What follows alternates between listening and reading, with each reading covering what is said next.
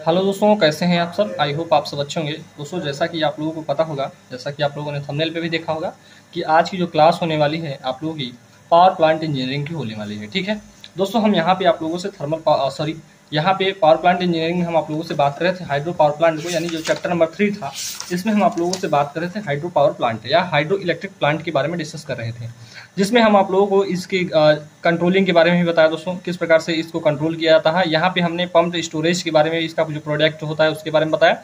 आज का जो सेशन होने वाला है दोस्तों, यहाँ पे हम बात करने वाले हैं हाइड्रोग्राफ के बारे में बात करेंगे। इसका जो कर्व बनता है, फ्लो ड्यूरेशन कर्व जो होता है, इसको बात करेंगे। इसका एडवांटेज क्या है इस प्लांट का और डिसएडवांटेज क्या है, इसके बारे में डिस्कस करेंगे।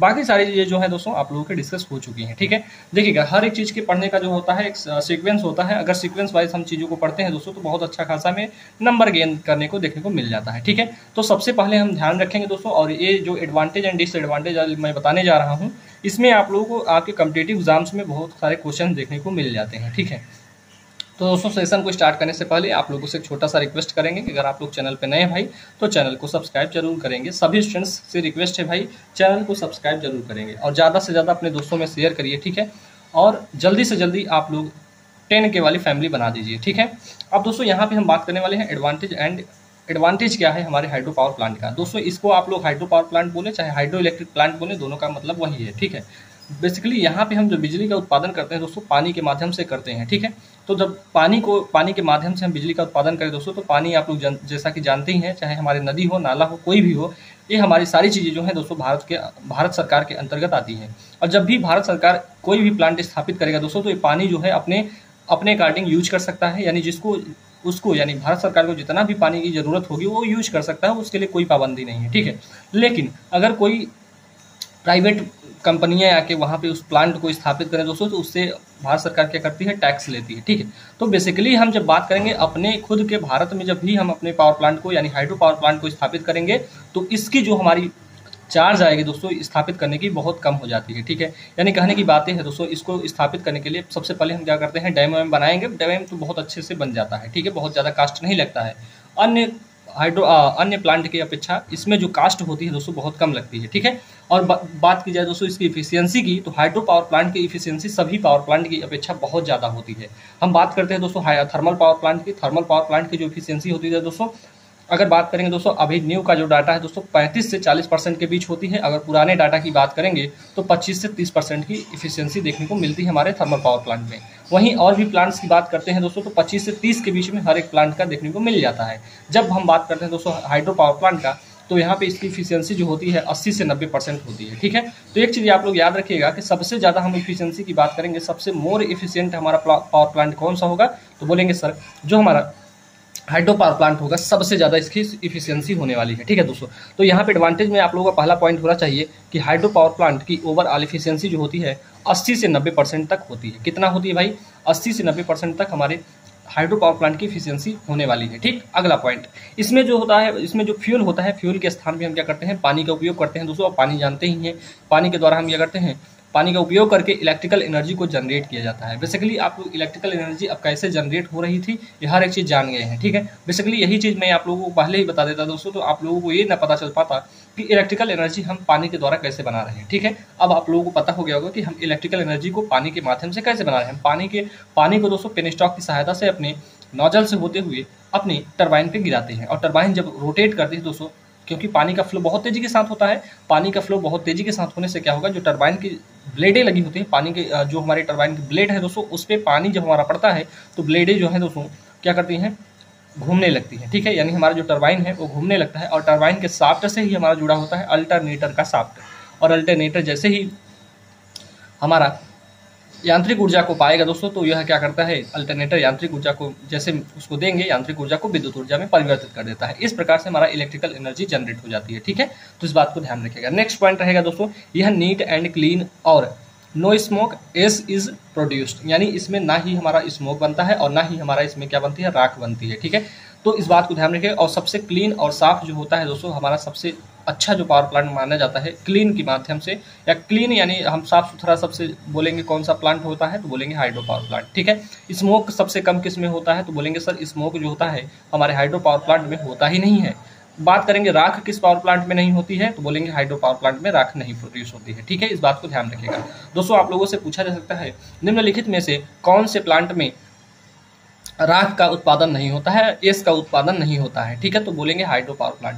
देखिए बेसिकली जो क्वेश्चन अभी आप लोगों के रिसेंट में बनते हैं दोस्तों, बेसिकली अभी पीजीसीआईएल का एग्जाम दिया था, हाइड्रो पावर प्लांट से क्वेश्चन पूछे गए थे। ठीक है, तो चीज़ों को आप लोगों को इस प्रकार से समझना है दोस्तों कि चाहे हमारा कॉम्पिटिटिव एग्जाम्स हो, चाहे हमारा सेमेस्टर एग्जाम हो, हर एक चीज़ हमारा क्लियर होना चाहिए। मैं इस मोटो से आप लोगों को हर एक चीज़ को पढ़ा रहा हूँ। ठीक है, और दोस्तों आप लोगों से एक छोटा सा रिक्वेस्ट रहेगा, जो भी स्टूडेंट्स अभी तक इलेक्ट्रिकल इंजीनियरिंग के फिर 4th सेमेस्टर में है भाई, तो जल्दी से आप लोग कोर्स को ज्वाइन कर लेंगे। कोर्स की जो फीस की बात करेंगे दोस्तों, तो केवल और केवल 199 रुपये में यहाँ पे आप लोग कंप्लीट कोर्स देखने को मिल जाएगा। ठीक है, तो वहाँ पे आप लोगों की कंप्लीट कोर्सेज जो है चल रही है। ठीक है, अभी मैं आप लोगों को एक चीज़ और बताना चाहूँगा कि अभी हमारे थोड़ा रिलेटिव में एक शादी पड़ गई है, जिसके कारण मुझे 2-4 दिन के लिए हो सकता है जाना पड़े। तो क्लासेस जो है आप लोग हो सकती हैं 2-4 दिन तक डिले हो सकती हैं। बाकी आपकी क्लासेस जो है दोस्तों सेमेस्टर के पहले ही सारी चीज़ें क्लियर करा दें, क्योंकि फाइनल ईयर वालों का कोर्स जो है कंप्लीट होने वाला है।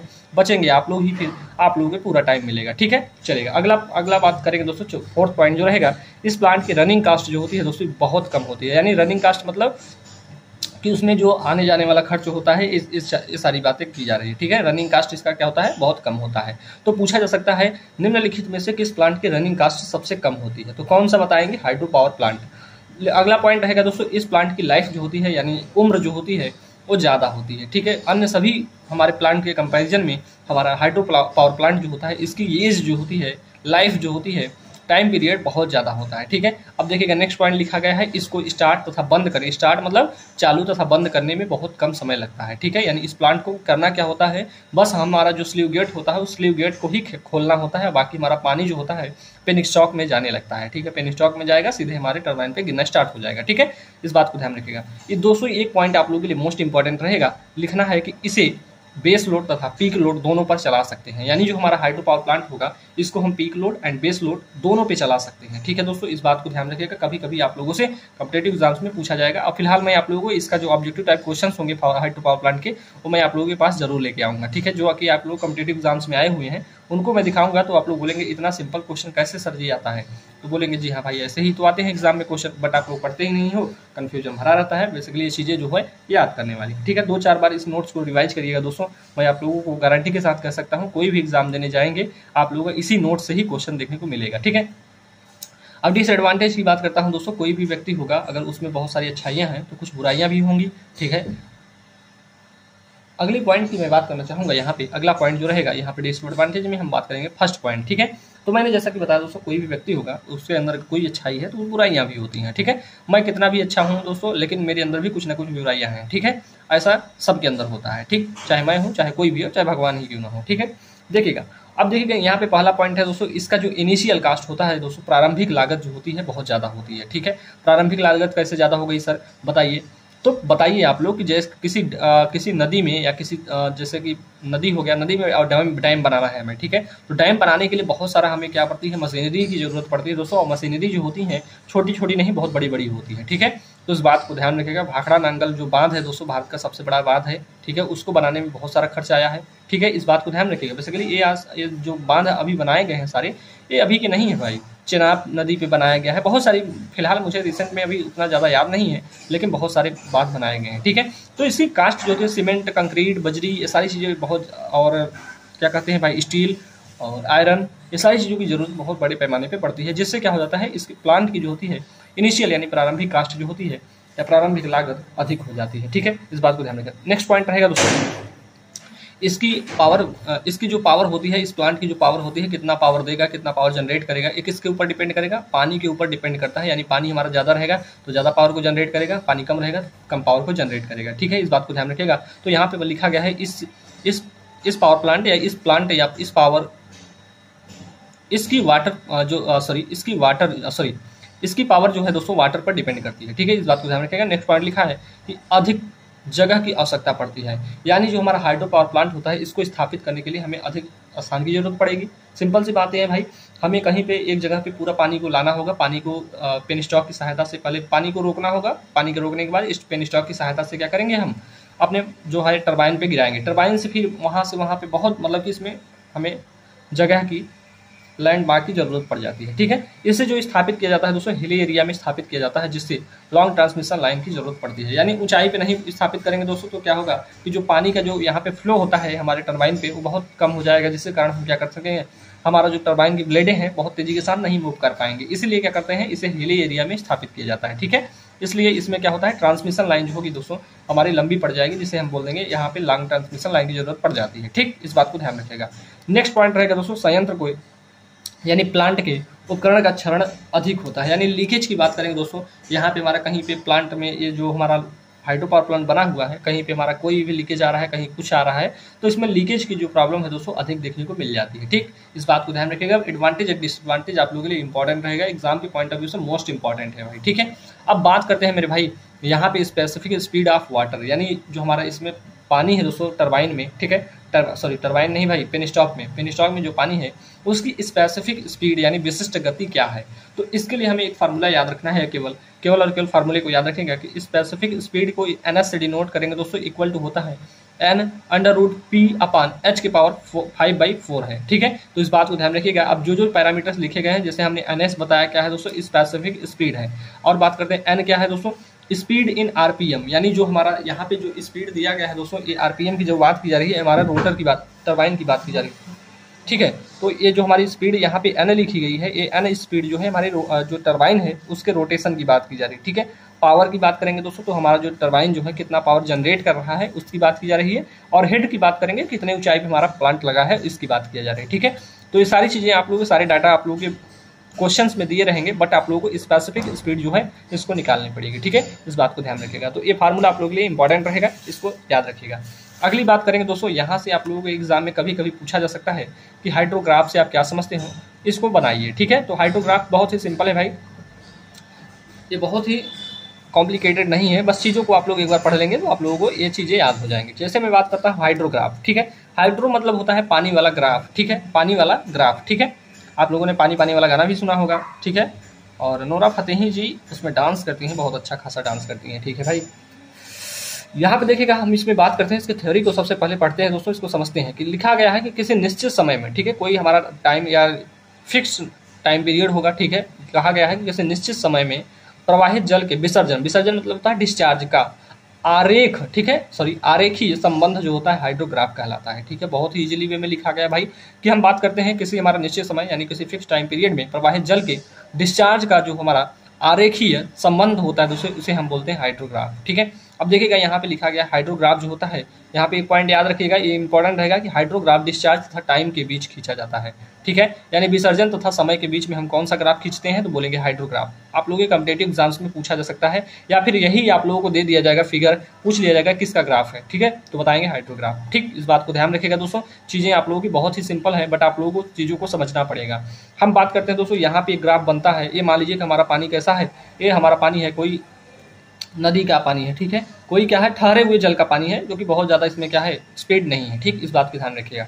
तो यहाँ पे जो स्पीड होता है डिस्चार्ज यहाँ पे रहेगा, डिस्चार्ज को इस वाले वाई एक्सेस पे रखना है, समय को हमारा एक्स एक्सेस पे रखना है। ठीक है, और यहाँ पे देखते हैं दोस्तों, इसका जो हमारा होता है इस वाले पीरियड को हम आरोहण बोलते हैं, और जैसे ही हमारे यहाँ पानी का थोड़ा बहुत हिलोल होता है तो इसको ऊपर उठा के दिखा दिया जाता है। बाकी यहाँ पे क्या होता है, इस वाले पीरियड को हम अवनति बोलते हैं। ठीक, वहीं हम बात करते हैं दोस्तों, जहाँ पे हमारा पानी की स्पीड थोड़ा बहुत ज्यादा हो, तो यहाँ पे हमारा पानी बहुत तेजी के साथ बहता है, तो कुछ इस प्रकार से आप लोगों ने हिलोर को देखा होगा। ठीक है, तो इस प्रकार से हमारा यहाँ पे लिखा गया है, ये नदी का है। ठीक है, बहते हुए जल का है। ठीक, ये हमारा कैसा जल है, कोई पाउंड या तालाब वाला है, वहाँ का पानी की बात की जा रही है। ठीक, तो इस बात को है, यहाँ पे डिस्चार्ज इन रिवर लिखा गया है, यानी पानी के जो द्वारा जो डिस्चार्ज किया जा रहा है, यानी पानी जो बह रही है उसकी बात की जा रही है। तो यहाँ पे जो ये पीक वाला पॉइंट देख रहे हैं दोस्तों, इसे हम पीक कर्व बोलते हैं। क्या बोलेंगे, यहाँ पे हमारा पानी बहुत तेजी के साथ फ्लो हो रहा है, इसलिए इसका ग्राफ इस प्रकार से खींचा जाता है। ठीक, तो इस कर्व को आप लोग बना लेंगे। अगला पॉइंट जो रहेगा दोस्तों, यहाँ पे लिखा गया है फ्लो ड्यूरेशन कर्व, यानी प्रवाह अवधि वक्र। दोस्तों इसके बारे में थोड़ा समझ लीजिएगा कि जो यह वक्र होता है दोस्तों, इसको समझने में बहुत ही कम टाइम लगेगा आप लोगों को। ठीक है, क्या है कि फ्लो ड्यूरेशन कर्व जो होता है, यह हमारा सबसे पहले समझते हैं क्या होता है या किसके बीच में खींचा जाता है। यह वक्र जल प्रवाह यानी वाटर फ्लो तथा टाइम पीरियड के बीच में खींचा जाता है। बस इतना याद रख लीजिएगा। अब आपको जो यहाँ पे इसका फिगर जो होगा उसको बना देना है। ठीक है, यहाँ पे एक पॉइंट और लिखा है कि इस वक्र द्वारा जल की उपलब्ध शक्ति ज्ञात करने का महत्वपूर्ण तकनीकी या टेक्नोलॉजी है। ठीक है दोस्तों, इस बात को ध्यान रखिएगा, यानी इसके माध्यम से हम क्या कर रहे हैं, ये आप लोगों को पता हो गया होगा। पहली बात इसमें एक चीज़ ध्यान रखेगा कि यह किसके बीच में खींचा जाता है, तो बोलेंगे सर वाटर फ्लो और टाइम पीरियड के बीच में हमारा जो फ्लो ड्यूरेशन कर्व होता है इन दोनों के बीच में खींचा जाता है। तो देखिएगा दोस्तों कैसे खींचा जाता है, यहाँ पे समझिएगा, थोड़ा बहुत ही इजीली वे में यहाँ पे समझा दिया गया है। ठीक है, ये रहा आपका, यहाँ पे हमने बोला दोस्तों ये रहा मेरा क्या कर्व है। ठीक है, किसके बीच में खींचा गया है दोस्तों, विसर्जन तथा टाइम जो है परसेंटेज टाइम में लिखेंगे, टाइम जो होगा परसेंटेज, ये जो वैल्यू लिखी गई है सारी परसेंटेज में है, इसलिए यहाँ पे परसेंटेज लिखे हैं। ठीक, यहाँ पे विसर्जन की कुल मात्रा है दोस्तों, यहाँ पे कितना पानी हमारा जा रहा है इसकी मात्रा को यहाँ पे डिनोट किया गया है इस कर्व पे, और यहाँ पे देखेंगे दोस्तों ये हमारा कुल है कितना % पानी हमारा जा रहा है। तो 90% पानी हमारा क्या हो रहा है, फ्लो हो रहा है। कुछ इस प्रकार से हमारा पीक से ऐसे ऐसे, जैसे हमारा प्लांट में ऐसे हमने क्या स्थापित किया था टरबाइन वगैरह पे, जैसे पानी गिराते हैं पेनस्टॉक को स्थापित किया था ना भाई, ऊंचाई पे होता है और सीधे नीचे हम गिराते हैं ताकि हमारे पानी का जो स्पीड हो अधिक तेजी के साथ हो। ठीक है, तो ये जो है दोस्तों हमारा फ्लो वक्र, जो हमारा फ्लो ड्यूरेशन वक्र है, इस प्रकार से आप लोगों को खींचना है। अब दोस्तों एक इसमें फार्मूला है, यानी हमारा कितना पावर से सारी चीज़ें हो रही हैं इसकी बात की जाएगी। तो यानी पावर इक्वल टू हमारा हो जाएगा W, लिखना है WQH/100 इंटू इफिशियंसी।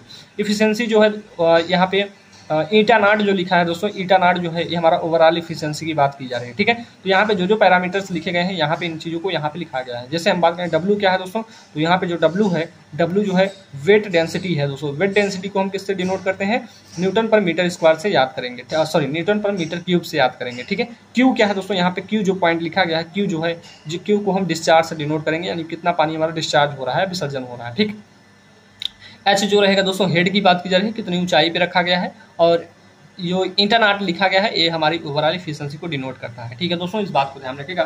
फार्मूले जो लिखे गए हैं, इन फार्मूलों से आप लोगों को एग्जाम में अगर छोटा मोटा क्वेश्चन बनता है, फिलहाल यहाँ तक अभी तक इस सारे फार्मूलों से क्वेश्चंस नहीं बनेंगे, बस आप लोगों को हाइड्रो पावर प्लांट के बारे में पूछा गया है और हाइड्रो पावर प्लांट में यूज किए गए टरबाइन के बारे में पूछा गया है। ठीक है, तो चलिएगा, एक हम यहाँ पे मोस्ट इंपॉर्टेंट चार्ट को बनाए हैं दोस्तों। इस चार्ट को आप लोग कहीं पे भी किसी भी कॉम्पिटेटिव एग्जाम्स को जैसे एग्जाम को देने जा रहे हैं तो इस चार्ट को आप लोग हाइड्रो पावर प्लांट का देख के जरूर जाइएगा। ठीक है, बेसिकली जब आप लोग SSC JEE के एग्जाम को देने जा रहे हैं तो इस चार्ट को मेंशन करके जाइएगा। ठीक है, मेंशन मतलब इस चार्ट को जरूर देख के जाना है। ठीक, सबसे पहले हम बात करते हैं दोस्तों, यहाँ पे हम बात कर रहे थे कि आप लोगों को एक चार्ट मैं बनवाऊंगा, आप लोगों से पहले भी बात किया था, जैसे गवर्निंग पढ़ा रहे थे तब भी बात किया था कि मैं आप लोगों को एक चार्ट प्रोवाइड कराऊंगा। उस चार्ट में हर एक चीज़ का इसमें दिखाया जाएगा, किसका फ्लो कैसा होता है, किस प्रकार से हमने डिनोट किया था, हर एक चीज़ मैंने आप लोगों को बता रखा है। ठीक है, बेसिकली इस चार्ट में आप लोग ये सारी चीज़ें मैंने आप लोगों को पढ़ा दिया भाई, आप लोग ये ना समझिएगा कि नया कुछ चीज़ें आ रही है। ठीक है, तो यहाँ पे हम बात करते हैं टरबाइन वाला खाना बना लेंगे। एक हमारा कितनी ऊंचाई है, हेड को लिख लेंगे, डायरेक्शन ऑफ फ्लो यानी किस प्रकार से उसका फ्लो होता है टरबाइन पर, और डिस्चार्ज किस प्रकार से होता है, कौन सी टरबाइन का ज़्यादा डिस्चार्ज होता है, कौन का कम होता है, सबसे ज़्यादा किसका होता है। दोस्तों देखिएगा, सबसे पहले हम बात करते हैं पेल्टन व्हील टरबाइन की या पेल्टन टरबाइन की। ठीक है, पेल्टन टरबाइन हमारा किस टाइप का टरबाइन होता है, तो बेसिकली हमने बताया था टरबाइन दो प्रकार की होती है, एक इंपल्स टरबाइन होती है, एक रिएक्शन टरबाइन, एक आवेगी और एक प्रतिक्रिया टरबाइन। ठीक है, तो आवेगी टरबाइन, आवेगी मतलब इंपल्स टरबाइन जो होती है दोस्तों हमारा पेल्टन व्हील टरबाइन होती है। ठीक है, जैसा कि मैंने इन दोनों का जब डिफरेंस बताया था, दोनों में क्या अंतर होता है, इंपल्स टरबाइन और रिएक्शन टरबाइन में क्या क्या अंतर होता है, तभी मैंने आप लोगों को बताया था कि जो पेल्टन टरबाइन होती है इंपल्स टरबाइन की श्रेणी में आती है, यानी इसका टाइप है। ठीक, अगली बात दोस्तों, जो हमारा पेल्टन टरबाइन होती है हाई हेड पे यूज की जाने वाली टरबाइन होती है। ठीक है, हाई हेड के लिए कौन सी टरबाइन यूज की जाती है, तो बोलेंगे Pelton wheel turbine high head के लिए यूज की जाती है। अब बात करते हैं डायरेक्शन ऑफ फ्लो जो होता है दोस्तों हमारे पेल्टन व्हील टरबाइन का, तो इसका टेंजेंशियल, ठीक है, क्या होता है टेंजेंटियल या टेंजेंशियल बोलते हैं। ठीक है, क्या बोलते हैं, टेंजेंशियल फ्लो होता है। किसका, पेल्टन व्हील टरबाइन का जो हमारा फ्लो होता है टेंजेंशियल होता है। डिस्चार्ज की बात करते हैं दोस्तों, तो यहाँ बहुत कम ही डिस्चार्ज होने को देखने को मिलता है। ठीक, यानी विसर्जन जो होता है दोस्तों बहुत कम होता है, यानी बहुत ज़्यादा इसमें हम पावर को जनरेट करते हैं। तो बेसिकली जो सबसे ज़्यादा हमारा टरबाइन यूज किया जाता है पेल्टन व्हील टरबाइन ही सबसे ज़्यादा यूज किया जाता है। हम बात करें दोस्तों फ्रांसिस टरबाइन और कैप्लन टरबाइन जो होती है, दोनों टरबाइन हमारे रिएक्शन टरबाइन की श्रेणी में आती है। ठीक है, तो ये बातें आप लोगों को लिए इंपॉर्टेंट रहेगा कि पूछ लिया जाएगा कि कैप्लन टरबाइन किस प्रकार की टरबाइन की श्रेणी में आता है, तो बोलेंगे रिएक्शन टरबाइन की श्रेणी में आता है। ठीक है दोस्तों, चलिएगा, फ्रांसिस टरबाइन जो होती है दोस्तों ये मीडियम हेड के लिए यूज किया जाता है। ठीक है, पूछा गया था SSC JEE में अभी फिलहाल रिसेंट में 2021 में जो फॉर्म भरा गया था, 2022 में जो एग्जाम हुआ था उसमें पूछा गया था कि फ्रांसिस टरबाइन जो होती है किस प्रकार की टरबाइन है, तो उसमें ऑप्शन था high head, medium head, low head, none of this. ठीक है, तो ये जो है दोस्तों फ्रांसिस टरबाइन जो होती है मीडियम हेड के लिए हम यूज करते हैं। इसका यहाँ पे हम फ्लो की बात करेंगे, यानी इसका डायरेक्शनल फ्लो जो होता है दोस्तों ये रेडियल फ्लो होता है। ठीक है, यानी रेडियल मतलब एक्सिस, रेडियल मतलब क्या होता है भाई, रेडियल। ठीक है, तो यहाँ पे लिखिएगा, इतना याद रखिएगा, रेडियल फ्लो होता है। ठीक है, अब दोस्तों एक चीज़ ध्यान रखिएगा, इसका जो हमारा बात करेंगे डिस्चार्ज की, तो इसका डिस्चार्ज होता है मीडियम डिस्चार्ज होता है। अगली बात की जाएगी कैप्लन टरबाइन। मैंने फिर से बताया दोस्तों, कैप्लन टरबाइन जो होती है, कैप्लन टरबाइन हमारी रिएक्शन टरबाइन की श्रेणी में आती है। अब बात करते हैं हेड की, बात करेंगे दोस्तों, इसको हम लो हेड के लिए यूज करते हैं, यह बहुत कम पावर को जनरेट करता है, ठीक है। इसका जो इसमें जो पानी का फ्लो होता है दोस्तों, वो होता है एक्सियल होता है। एक्सियल मतलब अच्छी होता है। अब दोस्तों रेडियल मतलब होता है, रेडियल का क्या मतलब होता है, जैसे हमारी कोई फ्रांसिस टरबाइन है, ठीक है, तो ये रेडियली मतलब इस प्रकार से हमारा इससे पानी ऐसे ऐसे गिरेगा, यही होता है रेडियली, ठीक है। देखिएगा यहाँ पे हम बात करेंगे एक्सियल फ्लो होता है किसका, कैप्लन टरबाइन का। वहीं हम बात करते हैं डिस्चार्ज कैसा होता है, हाई हेड, सॉरी यहाँ पे डिस्चार्ज जो होता है हाई होता है। हमारे किस टरबाइन का डिस्चार्ज सबसे ज्यादा होता है, तो बोलेंगे कैप्लन का। अब दोस्तों एक चीज और फार्मूला है यहाँ पे, जेट वेलोसिटी का फार्मूला बेसिकली यहाँ पे कॉम्पिटिटिव एग्जाम में पूछा जाता है, बेसिकली यहाँ पे आप लोगों से नहीं पूछा जाएगा। यहाँ पे इस फार्मूले को बस याद रखिएगा कि जो जेट वेलोसिटी होती है v इक्वल टू होता है अंडर रूट में क्या होता है 2gh होता है, क्या होता है अंडर रूट में, जेट वेलोसिटी इक्वल टू होता है अंडर रूट में 2gh। इस बात को ध्यान रखें, g क्या है दोस्तों, g हमारी ग्रेविटी है, वहीं h की बात करेंगे दोस्तों तो हमारी ऊंचाई है, हेड की बात की जा रही है, ठीक है। तो इतना चीजें आप लोगों को हाइड्रो पावर प्लांट में याद रखना है, ठीक। इसके बाद हम क्या बात करने वाले हैं दोस्तों, तो हमने चैप्टर नंबर 3 तक आप लोगों से हाइड्रो पावर प्लांट को डिस्कस कर लिया है दोस्तों। इसके बाद हमारा जो नेक्स्ट चैप्टर स्टार्ट होने वाला होगा, जिसे हम बोलेंगे न्यूक्लियर पावर प्लांट। दोस्तों न्यूक्लियर पावर प्लांट से आप लोगों के एग्जाम में एक अच्छा खासा क्वेश्चन बनता है, ठीक है। देखिएगा हम बात करेंगे दोस्तों, सबसे ज्यादा क्वेश्चन कहाँ से बनेगा, थर्मल पावर प्लांट से बनेगा, हाइड्रो पावर प्लांट से बनेगा और न्यूक्लियर पावर प्लांट से। 4 या 5 चैप्टर से मैं बात करूंगा, सबसे ज्यादा क्वेश्चन बनने वाले हैं डीजल पावर प्लांट और बस डीजल पावर प्लांट। उसके बाद यहाँ से आप लोगों का इकोनॉमिक्स ऑफ जनरेशन से पूछा जाता है बहुत सारा क्वेश्चन, ठीक है। तो इन बातों को मैं आप लोगों को जल्द ही समझा दूंगा, चीज़ों को बता दूंगा कैसे सारी चीज़ें होती हैं, क्या चीज़ें हैं दोस्तों। इस चैप्टर जो है दोस्तों, ये हमारा सिलेबस जो है बहुत जल्द ही फिनिश होने वाला है। न्यूक्लियर पावर प्लांट आप लोगों का चाहूँ तो 2 लेक्चर में खत्म कर सकता हूँ, लेकिन इसमें भी हम 3-4 लेक्चर लेंगे, ठीक है। 9 पीरियड में बोला गया है खत्म करने के लिए, बट मैं इसको 4-5 लेक्चर में खत्म करूंगा, ठीक। दोस्तों आप लोगों से एक रिक्वेस्ट है कि जो भी स्टूडेंट्स चैनल पर नए भाई, चैनल को सब्सक्राइब जरूर कर लेंगे, ठीक है। और दोस्तों मैं आप लोगों से बोलना चाहूंगा कि जो भी स्टूडेंट्स चाहते हैं कि हमारा कोर्स जो है अच्छे से कंप्लीट हो जाए भाई, और मेरा बैक वैक ना लगे, तो उसके लिए आप लोगों को स्टडी मेगा पॉइंट की ऑफिशियल ऐप पे जाना होगा और कोर्स को जल्दी से सभी स्टूडेंट ज्वाइन कर लेंगे, ठीक है। तो हमारा चैप्टर नंबर 3 तक कंप्लीट हो गया दोस्तों। इसके बाद हम अपना स्टार्ट करने वाले हैं, क्या हमारा स्टार्ट होगा दोस्तों, क्या कहते हैं, इंडस्ट्रियल इलेक्ट्रॉनिक्स एंड कंट्रोल, ठीक है। तो आईईसी को हम स्टार्ट करेंगे दोस्तों। आईईसी में हमारा कुछ टॉपिक अभी चैप्टर 1 में बचा हुआ है, उसके बाद हम चैप्टर 2 को जल्द ही स्टार्ट कर देंगे, ठीक है। तो चलेगा दोस्तों, आज के लिए इतना ही रखते हैं, और आप लोगों से रिक्वेस्ट रहेगा कि वीडियो अच्छा लगे तो वीडियो को लाइक करा करिए, और चैनल पर नए हैं तो चैनल को सब्सक्राइब जरूर करिए, अपने दोस्तों को भी ज़्यादा से ज़्यादा यहाँ पे इन्वाइट करके बुलाइए, ठीक है। तो चलेगा दोस्तों, आज के लिए इतना ही रखते हैं और मिलते हैं आप लोगों से नेक्स्ट लेक्चर में। तब तक के लिए जय हिंद, जय भारत।